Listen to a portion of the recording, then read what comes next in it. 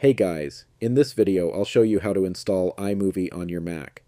If you want to edit videos, iMovie is a free and powerful app that comes with every Mac. Let's get started. Before we begin, don't forget to hit the subscribe button down below. It really helps out the channel. Thanks guys. Now, the first thing you should do is check if iMovie is already installed. Go down to the dock and click on Launchpad. In the search bar at the top, type iMovie. Most Macs come with it pre-installed, so you may already see it there.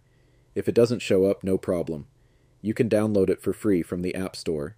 To do that, click on the Apple icon at the top left, then select App Store. Once the App Store opens, use the search bar in the top left and type iMovie. When it appears, click Get or Download. You might be asked to enter your Apple ID password. This is the one linked to your Apple account, not the one you use to log into your Mac. After that, iMovie will download and install automatically. Once it's done, just open Launchpad again, and you'll see iMovie ready to use. Now you can open it up, import your clips, and start editing like a pro, all for free. That's it. I hope this helped. If it did, hit the like button, drop a comment if you have any questions, and don't forget to subscribe for more Mac tips and tricks.